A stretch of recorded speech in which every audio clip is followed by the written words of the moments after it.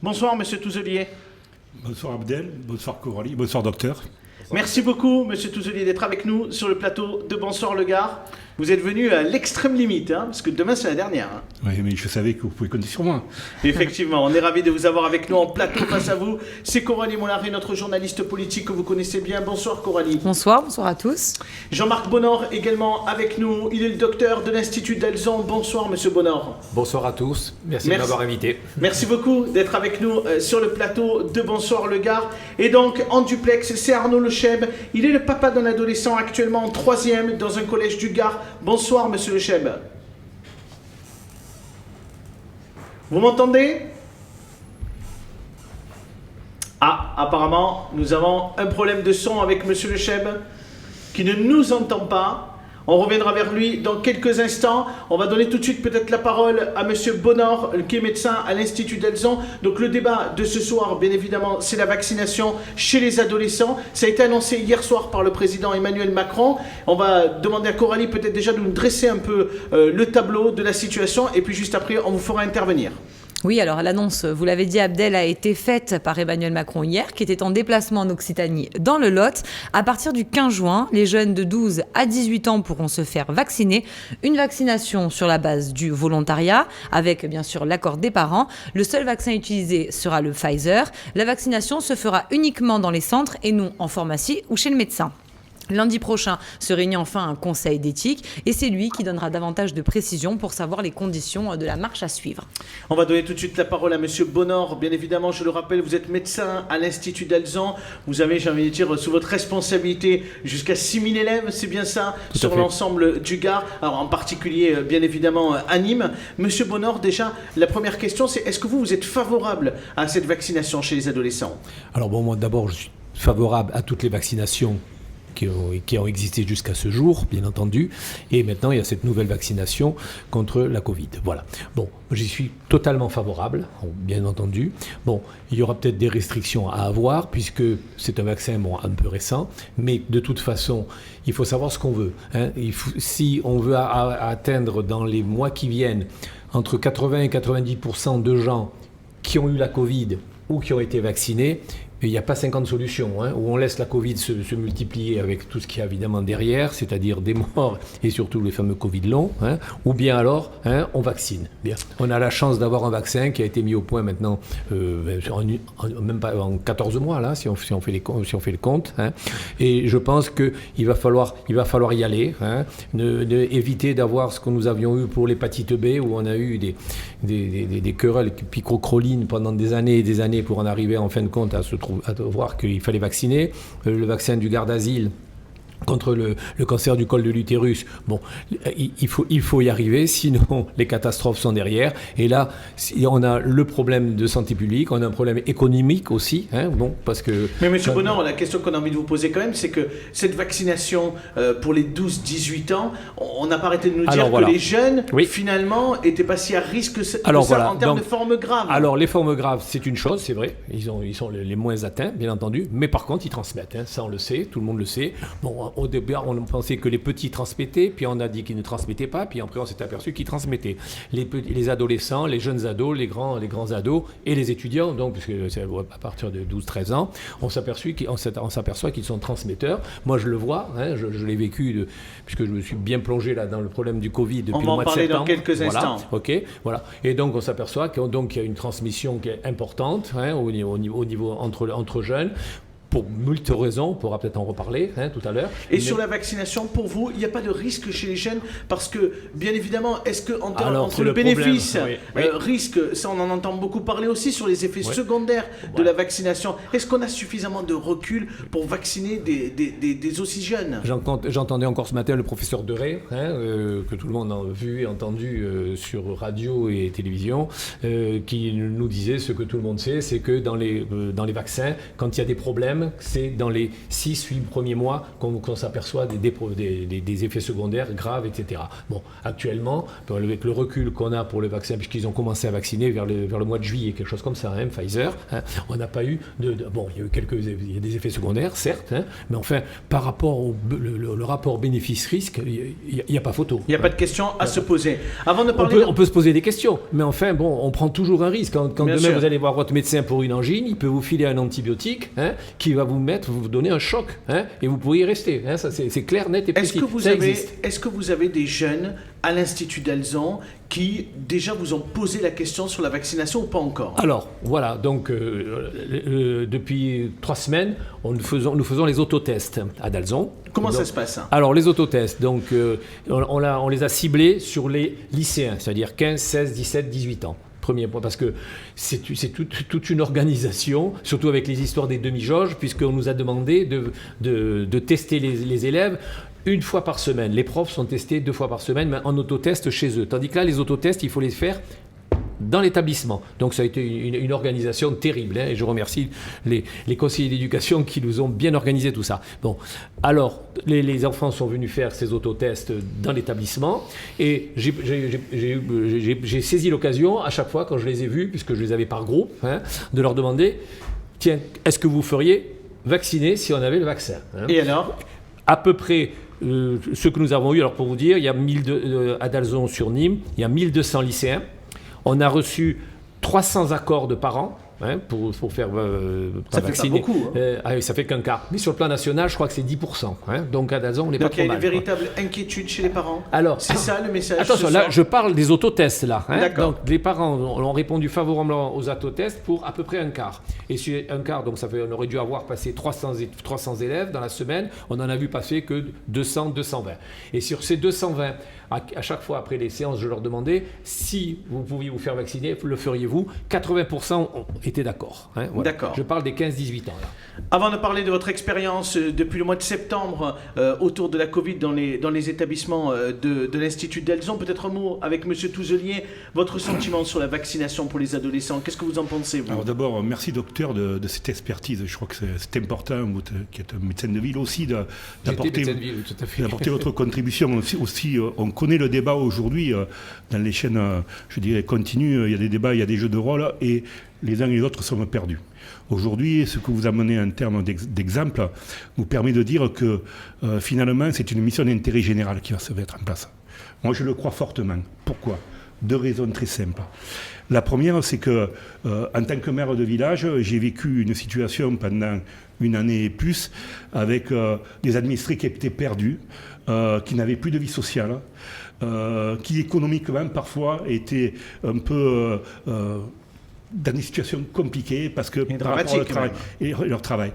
Quand j'ai dit mission d'intérêt général, je pense que c'est important parce que cette vaccination, il faut l'ouvrir à tous. On a vu Israël, aujourd'hui ils l'ont mis en place, c'est quand même un pays qui a montré l'exemple, même si en termes de démographie, ils ne pèsent pas comme la France, mais je crois qu'ils ont montré l'exemple, ils vivent. Il faut apprendre à vivre avec ce virus.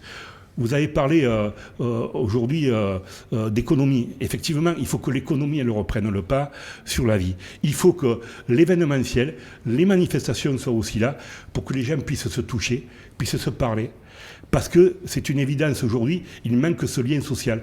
Moi, quand je regarde mes administrés aujourd'hui, tout le monde m'en parle. Et je pense sincèrement que dans l'état d'esprit général, nombreux sont ceux qui veulent faire cet effort, parce qu'on arrivera à gagner que grâce à une mobilisation de tous. Oui, pour vous, ce sera un moyen de retour à la vie normale, mais est-ce que les parents, même les parents de Générac, comment vous les ressentez? Est-ce que vous les sentez plutôt favorables? Parce qu'on peut avoir aussi quelques appréhensions.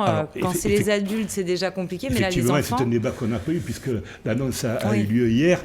Mais c'était déjà sous-jacent, l'immunité collective, vacciner les enfants. Je vais prendre un exemple très simple, vous savez. C'est pas tout à fait les enfants encore. Oui, là, c'est pas les adolescents. Vous savez, aujourd'hui, les adolescents, s'ils ne se font pas vacciner, on va leur interdire de sortir. On va leur interdire de faire la fête. Vous savez très bien comment ça se passe. Que ce soit dans les villes ou dans les villages, il y a toujours des endroits privés où tout le monde se rencontre. Où on a entre 500 et 1000 personnes parfois. On l'a vu l'an dernier. Donc, je crois qu'il Les jeunes, c'est vrai, comme ils veulent sortir, eux, ils vont avoir plus tendance à se faire vacciner. C'est leur sésame. C'est leur sésame, tout à fait. Bien évidemment. Je crois qu'on en a là, mais l'état d'esprit y est aujourd'hui. Je pense qu'il faut y aller. Allez, on va essayer de se reconnecter avec Arnaud Lecheb, qui est le papa d'un adolescent actuellement en 3e dans un collège du Gard. Est-ce que monsieur Lecheb, vous m'entendez cette fois-ci ? Oui, cette fois, je vous entends très bien. Ah, ben écoutez, c'est parfait. On est ravis de vous avoir avec nous en duplex de la Calmette, on peut le dire. Est-ce que vous pouvez simplement nous témoigner peut-être votre position en tant que papa sur cette vaccination pour votre enfant, on le rappelle, qui est en 3e dans un collège du Gard? Oui, c'est ça. Bah, écoutez, moi, sur le principe de la vaccination, on n'est pas opposé. On n'a pas de recul pour ce qui est des enfants, puisqu'on a fait uniquement les adultes depuis que la vaccination a démarré. Mais je crois surtout, enfin ça c'est mon point de vue personnel bien sûr, s'ils ne sont pas vaccinés, de toute façon, ils ne pourront plus rien faire. Puisque là, comme les adultes, on a vu ce qui s'est passé, on nous laisse la possibilité de nous vacciner, mais in fine, ceux qui ne seront pas vaccinés seront exclus. Ils ne pourront plus aller dans des spectacles ou avoir une vie sociale qui sera beaucoup plus difficile à mener. Donc sur le principe, ok. Maintenant, on n'a pas de recul. Alors après, je sais qu'il y a un médecin sur le plateau, il nous donnera une appel déjà tout à l'heure. Je n'ai pas pu entendre les premiers échanges. Effectivement, c'est ce point-là qui nous pose, en tout cas moi, qui me pose un petit peu de soucis par rapport à ça. Et puis on a aussi, comme vous l'avez souligné tout à l'heure, on est mis devant le fait accompli. A priori, il n'y a pas eu de discussion. Ça s'est fait uniquement par les comités médicaux, ou en tout cas l'agence française et l'agence européenne des médicaments. Voilà, on nous demande pas de notre avis, on nous met devant vous, le fait accompli. À titre personnel, monsieur Lecheb, vous êtes vacciné ou pas aujourd'hui ? Bah moi, je suis vacciné obligatoirement depuis très peu de temps, puisque en tout cas, je suis toujours personne à risque avec un traitement immunosuppresseur, donc je n'ai pas le choix. D'ailleurs, je serai obligé de passer par une 3e dose de vaccination. Mais effectivement, moi, je ne suis pas opposé à la vaccination. En général, j'ai toujours fait tous les vaccins qu'il y avait à faire. J'ai même vécu en Afrique, donc j'ai été plus que vacciné sur certains, fièvre jaune en particulier. Donc voilà, ça c'est pas un sujet. Mais on est obligé de se faire vacciner parce que socialement, on sera écarté, montré du doigt, stigmatisé, on emploiera le terme qu'on voudra. Mais je pense que les personnes qui ne seront pas vaccinées ne pourront pas retrouver une vie sociale normale. Donc, Monsieur par Bonnard, principe, il faudra le faire. Monsieur Bonnard, vous entendez aussi le témoignage de monsieur Lecheb ce soir, qui est papa d'un collégien de 3e et qui se pose aussi des questions. Il a un peu le sentiment qu'on est mis devant le fait accompli. Tout à fait. Mais de toute façon, c'est dans la logique des choses. Hein.